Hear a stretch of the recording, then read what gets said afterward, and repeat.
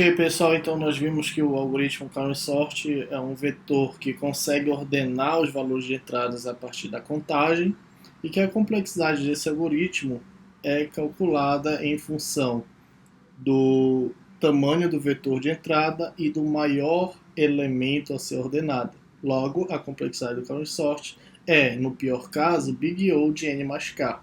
Nós já sabemos que o n mais k, a complexidade desta notação é igual ao valor máximo de nk. O que isso quer dizer? Que para o algoritmo Karen Sort, quando o maior elemento a ser ordenado for próximo da quantidade de elementos a serem ordenados, então a complexidade desse algoritmo é linear. Agora, quando k for muito maior que n, então a complexidade desse algoritmo ficará em função deste valor, ou seja, em função de k. Ok? A ordenação por contagem do Karen Sort supera o limite inferior de n log n, pois não ordena por comparação.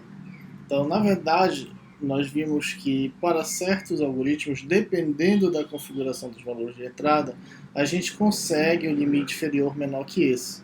É o caso do insertion sort para valores já ordenados e do heap sort também para valores homogêneos. Nesse caso, nós temos para estas duas configurações ômega de n. Mas na maioria dos casos é n log n e o Karen Sort supera esta complexidade. Outra observação importante é que esse algoritmo que ordena os elementos por contagem é um algoritmo estável. O que isso quer dizer? Que os elementos iguais ocorrem no vetor ordenado na mesma ordem em que aparece na entrada. Ele mantém essa disposição dos elementos na entrada, a mesma disposição nos elementos de saída. O merge sort, a título de exemplo, também é um algoritmo de ordenação estável. Já o quicksort e o heap sort não são. Bom, esse conceito de algoritmo estável é importante, pois precisamos de algoritmos com essa característica para aplicar no algoritmo radix sort ou radix sort, que nós vamos verificar a partir de agora.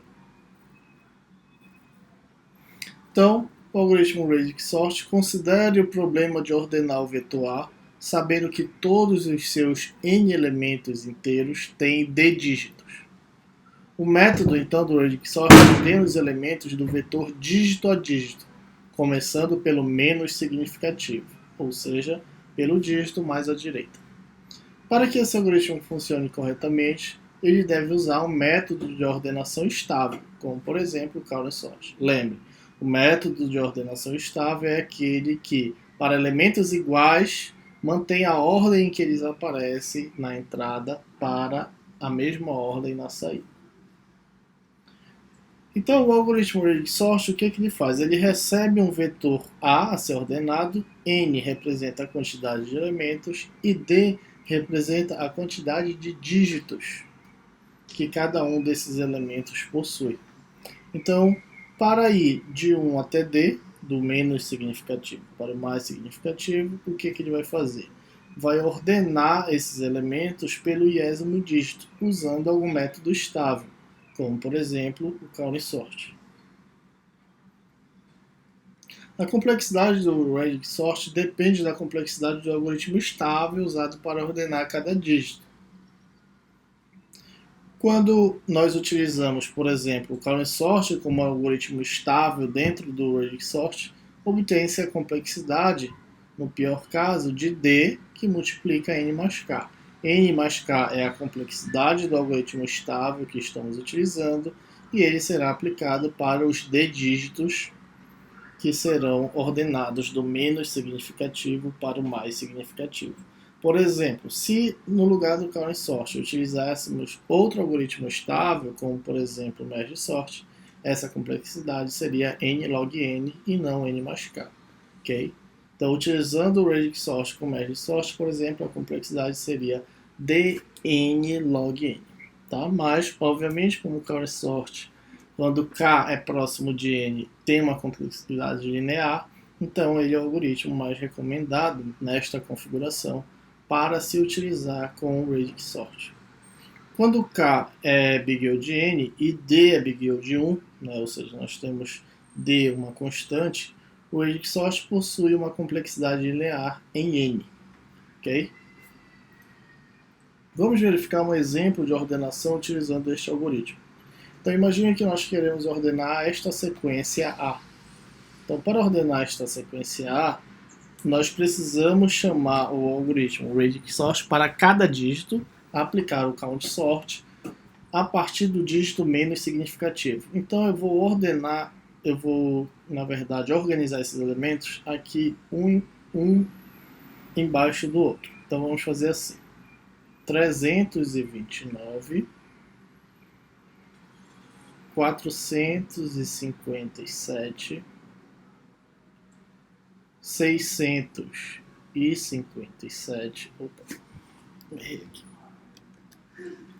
657,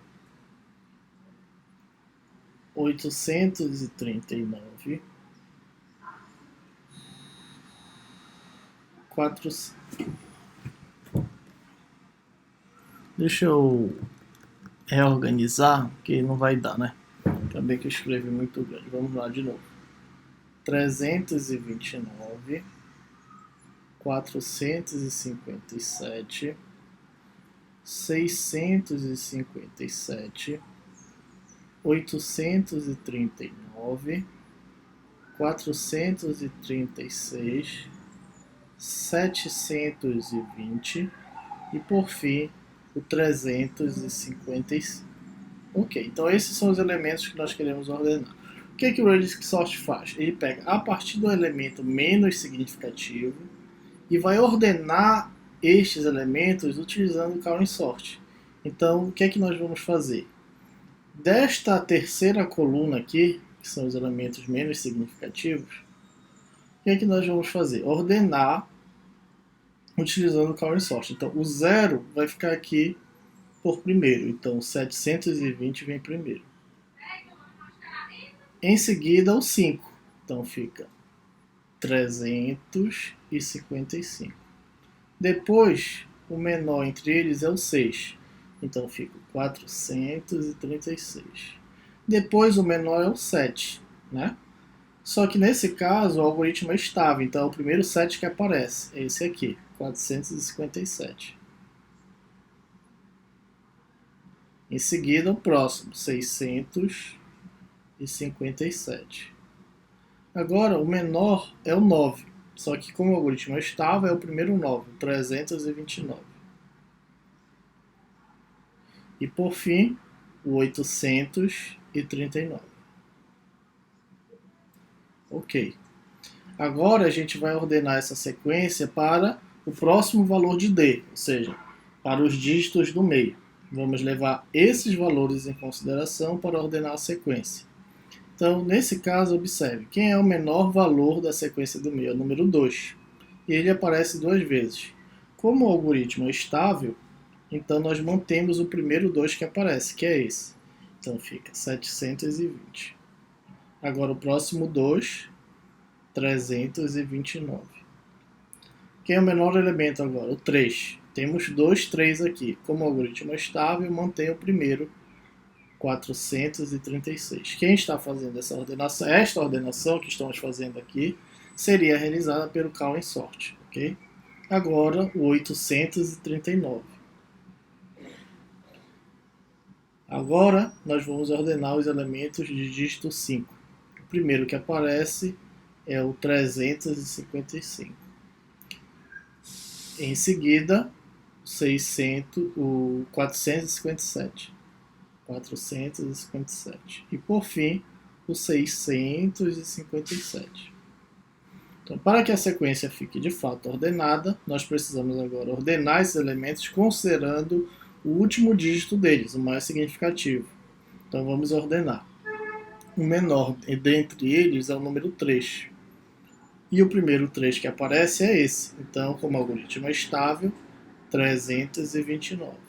Em seguida, o próximo 3. 355. Em seguida, agora, o 4. Como aparece duas vezes, o algoritmo é estável, 436. agora o 457, agora ele vai ordenar o dígito 6, o 657, agora o dígito 7, 720 e por fim o 839. Espera que ele vai salvar.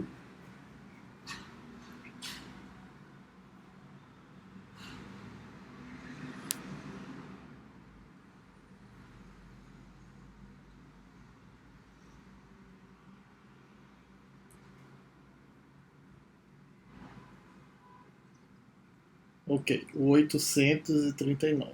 Então percebam que após nós aplicarmos o algoritmo estável, Karen Sort, para cada dígito da sequência, do menos significativo para o mais significativo, no final nós temos a nossa sequência ordenada, certo? Então é dessa forma que o Radix Sort trabalha.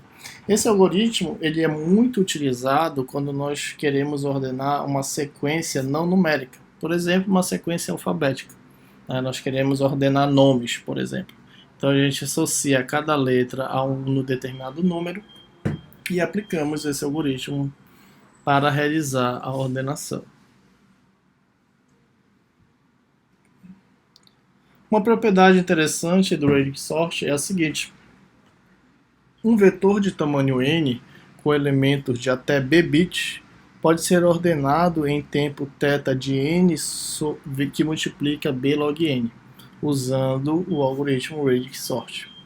Bom, b bits, nós a partir dessa quantidade de bits conseguimos determinar ou pelo menos estimar o maior valor da sequência. Percebam que se nós temos um número representado por 8 bits, então o maior valor que nós temos seria o número de representações 256. Errei aqui. Então com 8 bits a gente consegue representar até 256 números, que seria do 0 até o 255. Então com 8 bits, né, o maior número que nós poderíamos ter na sequência seria o 255. Por exemplo, para 10 bits, nós conseguimos representar até 1024 números. Então, o maior número da sequência seria o 1023, né? Do 0 até o 1023. Então, a quantidade de bits que nós utilizamos para representar um número nos permite determinar o maior número daquela sequência. Isso é um passo importante, ok?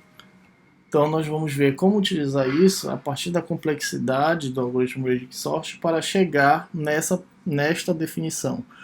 A complexidade do algoritmo Radix Sort pode ser determinada pelo θ de n que multiplica b sobre log n. E b é a quantidade de bits utilizadas para representar cada número da sequência. Então vamos ver como isso é feito. Olha, utilizando o algoritmo estável Karen Sort, nós já sabemos que a complexidade do algoritmo Radix Sort pode ser determinada dessa forma: θ de d que multiplica n mais k. N mais k é a complexidade do nosso algoritmo estável, ok? O Karen Sort. Então é o valor máximo entre esses dois. Então isso tem que ser igual à complexidade θ de n que multiplica b log n. Então como nós podemos chegar nesta igualdade? Sendo que os dígitos podem ser representados por log n bits, então nós temos que o nosso maior valor k é igual a 2 elevado ao log de n, que nesse caso é igual a n. Ou seja, quando k é igual a n, é justamente quando o nosso Karen Sort tem complexidade linear, quando o maior valor a ser ordenado é próximo da quantidade de elementos a serem ordenados. Então, quando nós temos essa condição, k igual a n. Uma vez que k é igual a n, nós temos que d é igual a b sobre log n. Ok? Então, substituindo estes valores, nós temos que θ, substituindo o valor de d, b sobre log n, que multiplica n mais n. Tudo bem? Lembrem que a complexidade de n mais n não é a soma deles, 2n, e sim o maior termo, max de nn. Max de nn é o próprio n. Então, θ é igual a n que multiplica b sobre log n, como queríamos demonstrar. Então, a complexidade pode ser expressada desta forma. E aí, toda vez que o nosso maior elemento k, deixa eu criar um novo slide aqui. Vou duplicar este e vou apagar aqui. Toda vez que o nosso maior elemento k puder ser expressado em função de n, nós temos que a complexidade do radius sort é linear, da seguinte forma. Olha. Toda vez que o valor de k puder ser expressado desta forma, o nx, então nós temos que a nossa quantidade de bits a ser utilizada, é igual ao log de nx, que na verdade essa quantidade de bits vai ser igual a x log de n. Então, substituindo esse b igual a x log de n, para x alguma constante, nós temos que esse θ vai ser igual a n, que multiplica x log de n sobre log de n. Desculpa, saiu errado aqui. Portanto, θ vai ser igual a xn. E esse x é uma constante, logo vai ser igual a θ de n. Toda vez que o maior elemento a ser ordenado puder ser colocado em função da quantidade de elementos elevado a alguma potência. Esse x pode assumir qualquer constante. X pode ser igual ao quadrado, 3 e assim por diante. Tá? Então, toda vez que o maior elemento puder ser colocado em função dos valores de n, n ao quadrado, n ao cubo, n é alguma constante, a complexidade do algoritmo radius sort pode ser expressada de forma linear, obviamente utilizando o algoritmo Cowling sort. Ok? Então essa é uma propriedade importante para demonstrar que o radius sort pode ter uma complexidade linear. Nesta situação aqui, quando o maior valor a ser ordenado puder ser expressado em função de n, e n é a quantidade de elementos. Então, quando isso é verdade, o número de bits do maior elemento é igual a log de nx, ou seja, o número de bits é igual a x log de n. Substituindo o número de bits aqui, a gente consegue chegar na nossa complexidade linear.